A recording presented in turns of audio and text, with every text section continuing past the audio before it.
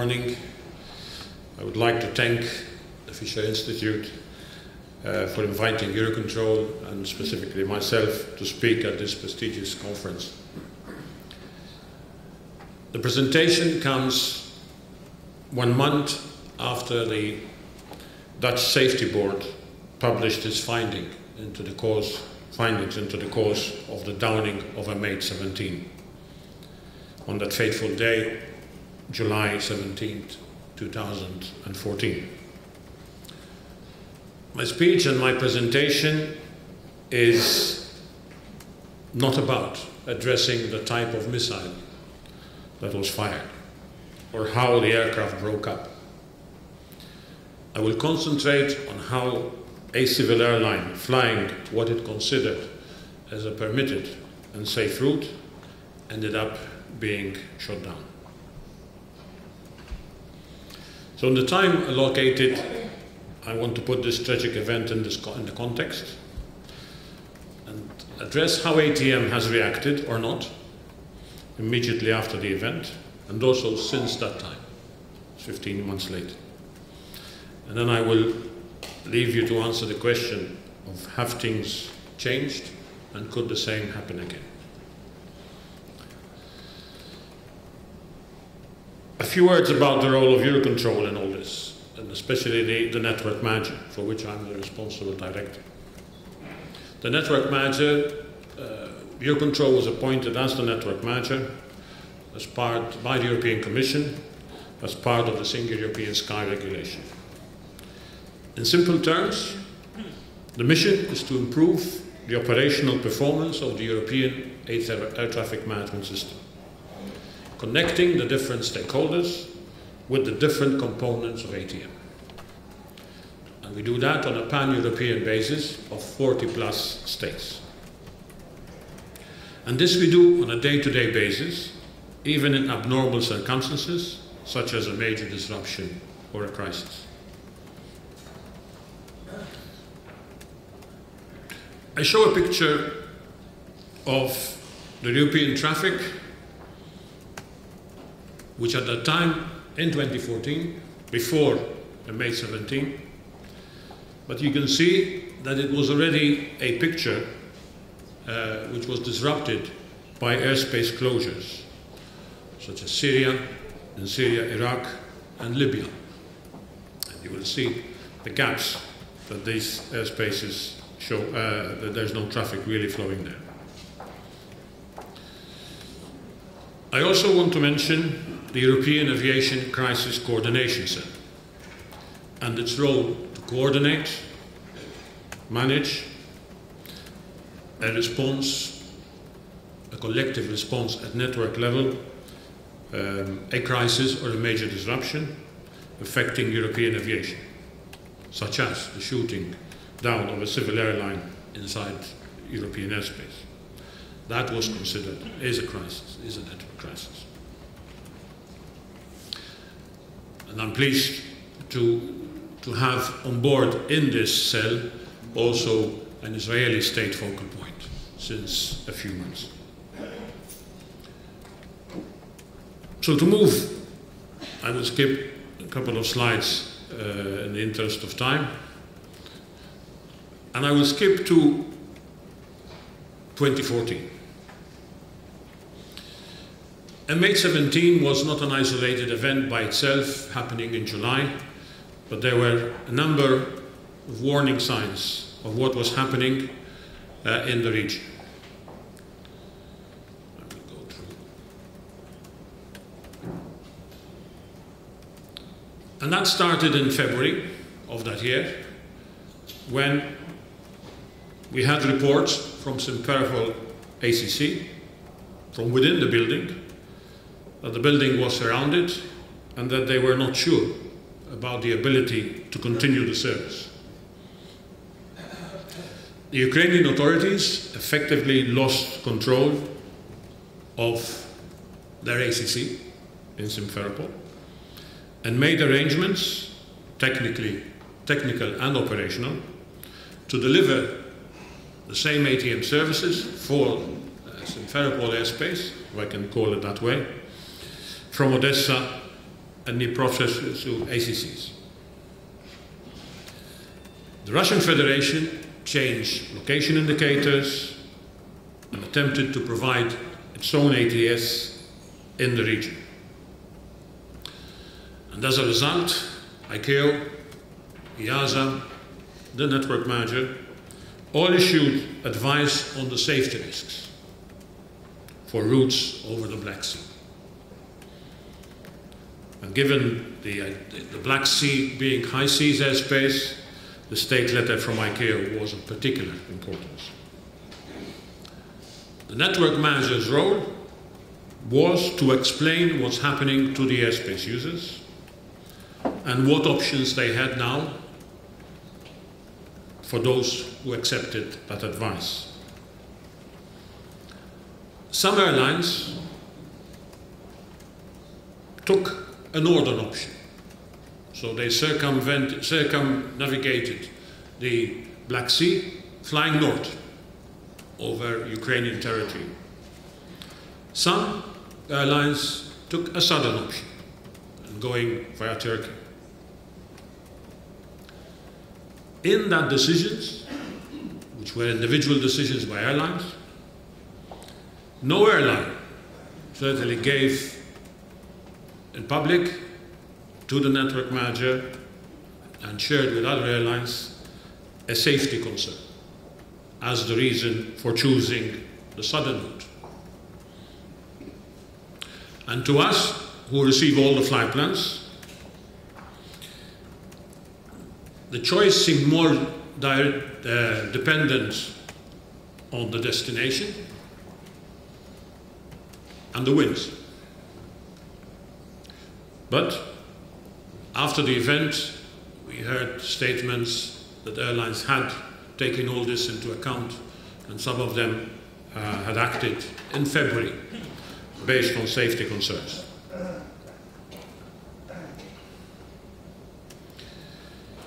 The situation on the ground in eastern Ukraine got worse, and the Ukrainian authorities issued a series of NOTAMs in June and July. And eventually, the last NOTAM before the tragic accident was a NOTAM closing routes up to flight level 320. So at the end of the day, we had routes closed from surface level to flight level 320.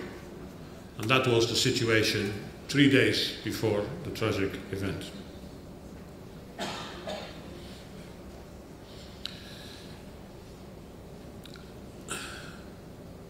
On July 17th, we received a call from KLM requesting information about the flight.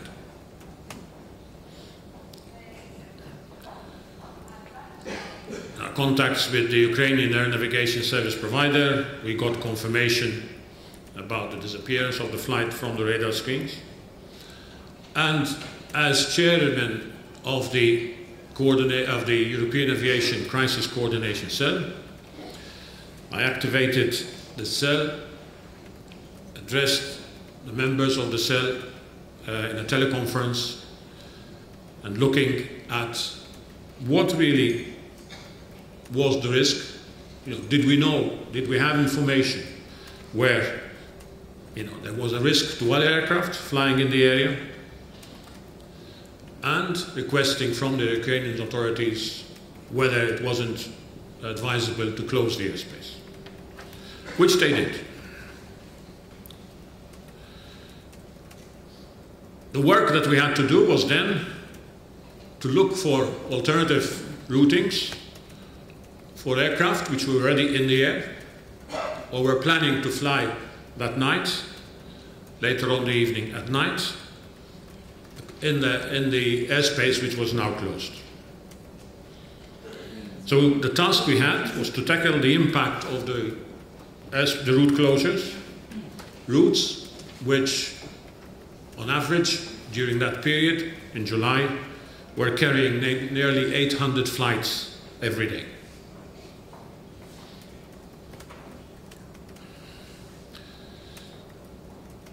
We had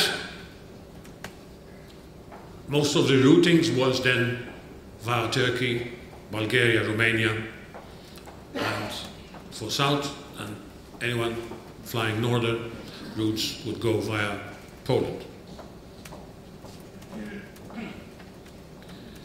Certainly, it also triggered an internal investigation to confirm that the flight plan had been processed correctly. Because as Eurocontrol, as the network manager, we receive all the flight plans in a central location, and we do the initial processing, and then we distribute the flights. So our systems have to check whether the flight plan is valid in accordance with the airspace availability and NOTAMs in force. So we checked, we have processed correctly against notified opening, closure of the routes.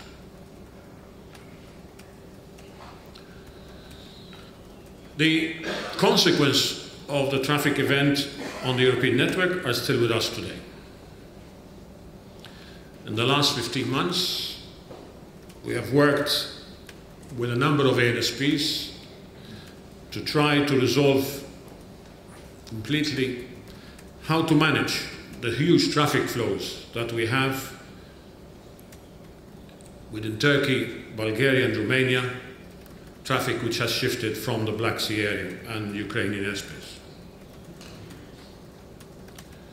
We have also had to respond to media, but also the investigations that have been taking place since, on whether, as the network manager, we should have unilaterally closed the airspace ourselves.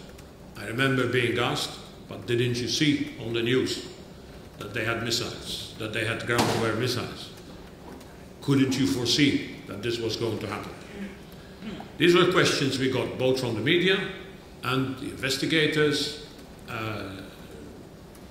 from the different investigation authorities.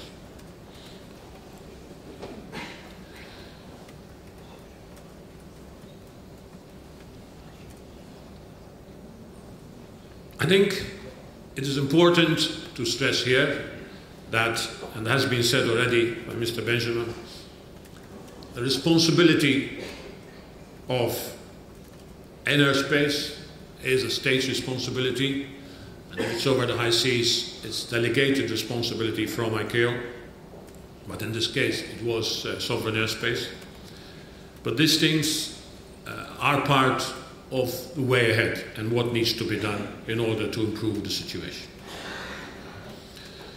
So as I said, we had to work and improve the way we manage the resultant flows. We also participated in the task force called with urgency by ICAO on the conflict zones, and we contributed to finding ways of how we could share information that was made available. We have done that through an easy-to-access portlet already in November 2014, and warning with our H24 operational response service. So we take the information that was available, that is available, that is published, and we put it in a portlet where we try to depict all the information that we have and then respond to questions by flight ops of what is possible now, from which way can we fly around the closed airspace. We are also working to have a safety case, and supporting a safety case for the partial reopening of 4 routes over the Black Sea.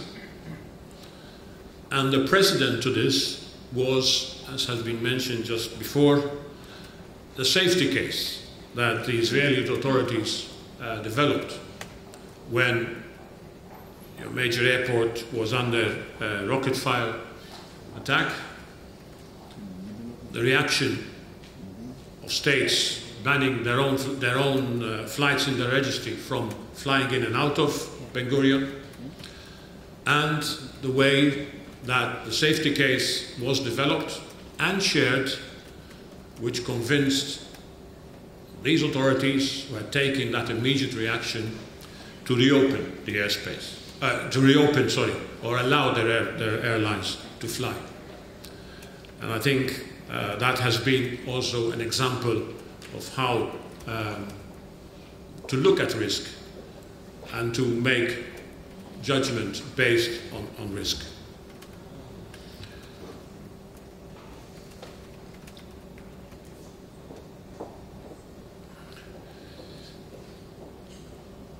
Our portlet is not an alternative. It complements the work done in ICAO, ensuring the sharing of relevant information, and there's also the ICAO work that continues in the assessment and trying to ensure the assessment of risk locally and regionally. And in the European context, the European Union and the EASA are also looking at how threat assessments can be more coordinated.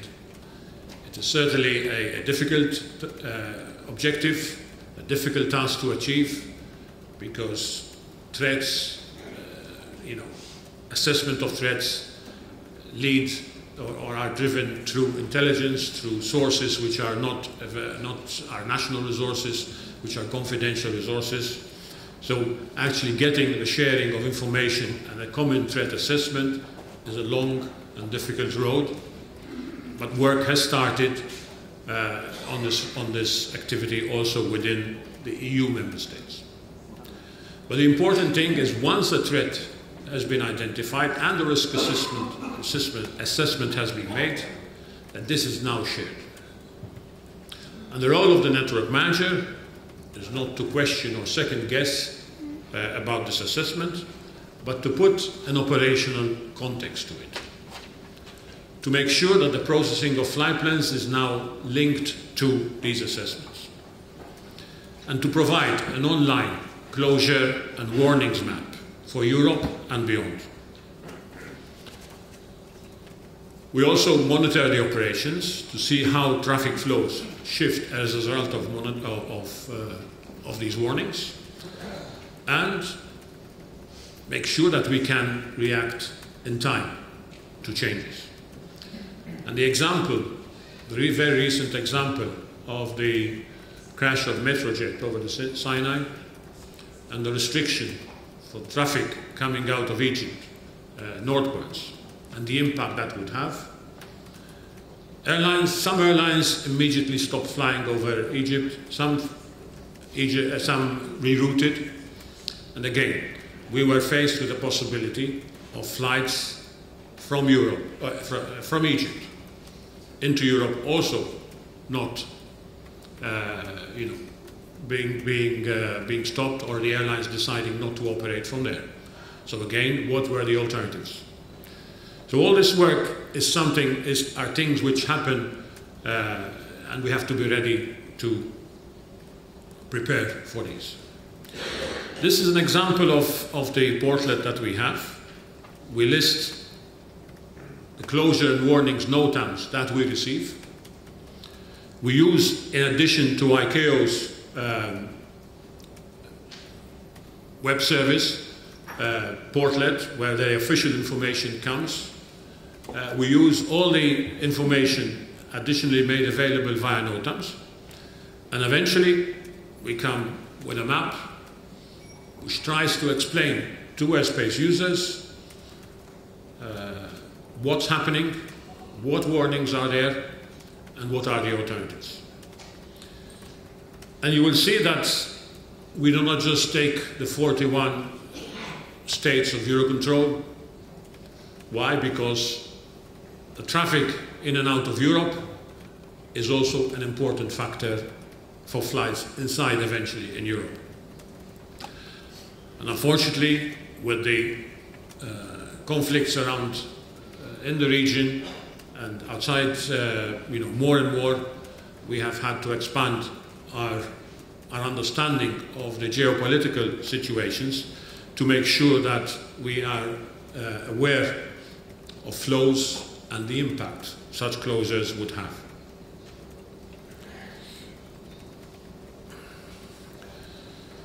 These are just the numbers of flights coming into Europe or operating from Europe outside of Europe.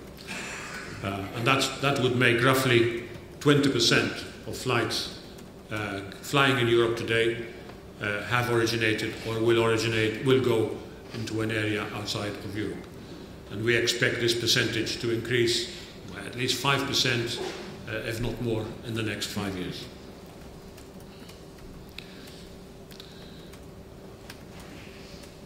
This graph, this slide shows the impact before the Black Sea area and Ukrainian airspace was closed and afterwards.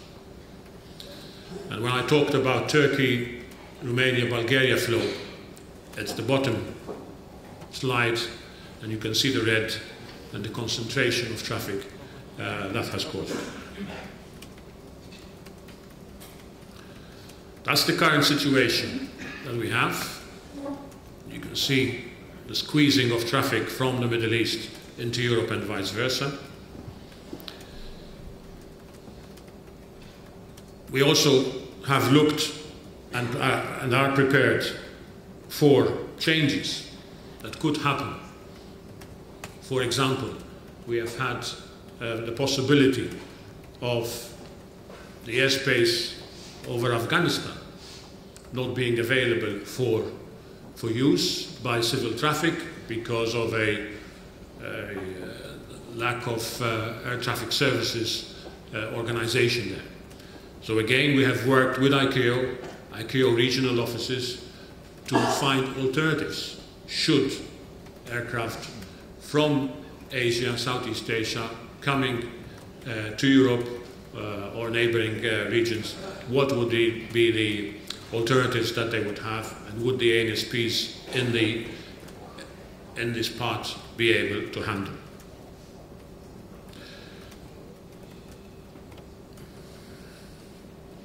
I will not go too much through this because I think the Secretary General, the ex-Secretary General of ICAO has mentioned the work that has been done, and in particular the repository of risk assessment information, which was made available as of April 2015, which is an important source of information to operations.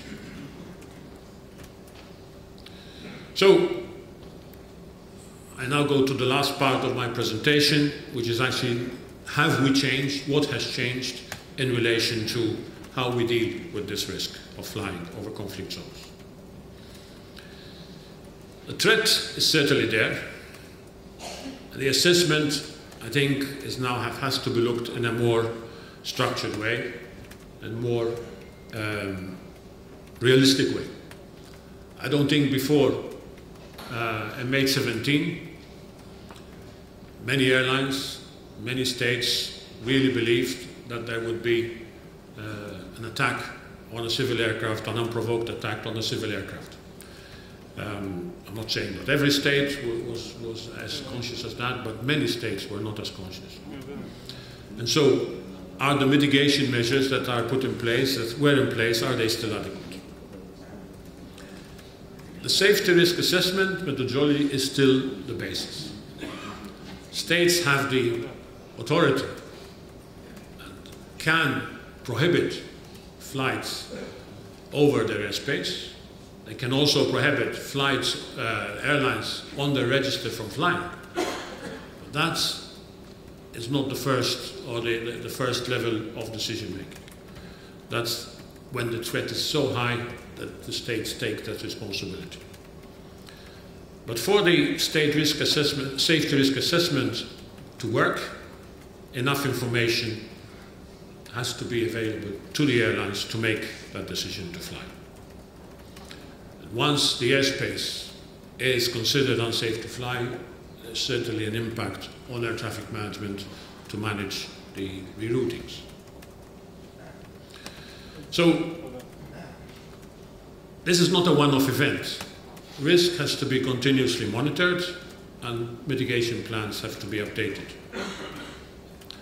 As I mentioned, the impact does not take place just in one country or one region. There's also impact beyond the region where you are.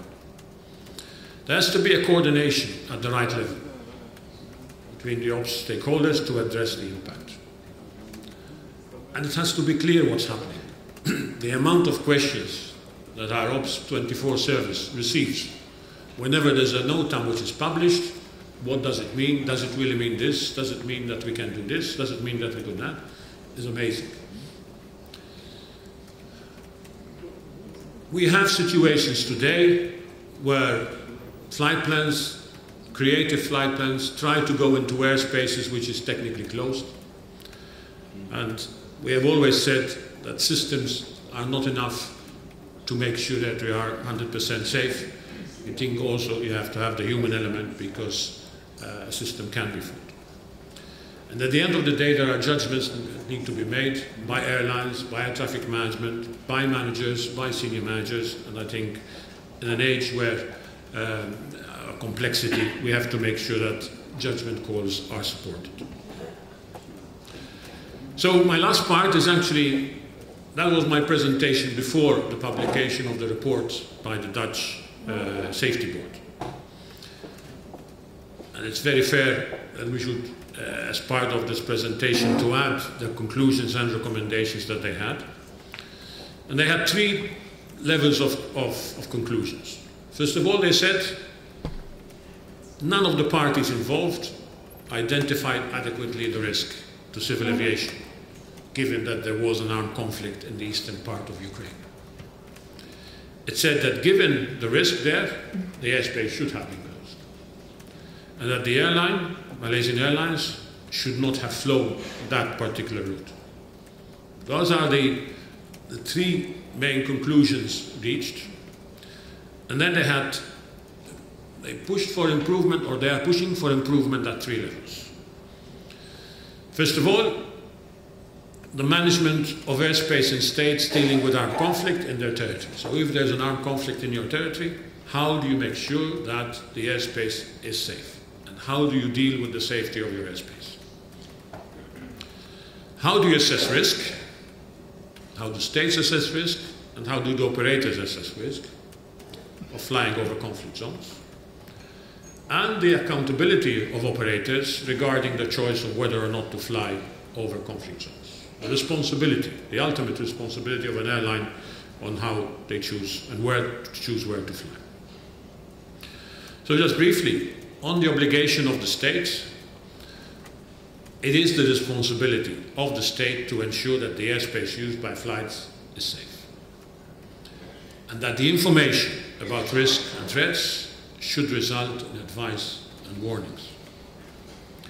So again, in the report, you will find recommendations. Be prepared to close airspace. Make sure that you coordinate with the air navigation service provider and inform third parties. But there are still questions. What if there is no functioning state in a conflict zone? We see just an example in Libya. There is no real functioning state. There are two aviation authorities competing for airspace, for responsibilities for airspace. So who will declare that the airspace is safe inside Libya?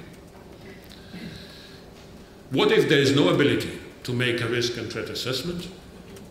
And what if politics get in the way? There are questions, not really answers. On the airline, operators have to do all that is possible to operate the flight safely. But they rely on states to provide them the information about risks and threats to flying. Airlines do not have security networks. Most airlines don't. So, in the recommendation, you will find that the operators need to make the assessment, not just for the departure airport and the arrival airport, but for all the routes. So they need to gather and share information. And they need to have in place a structured process to get the information from the state. And we have seen the example in August, which is just now in the press, of a rocket firing also in Sharm el-Sheikh, close to Sharm el-Sheikh, where the aircraft reported a rocket firing.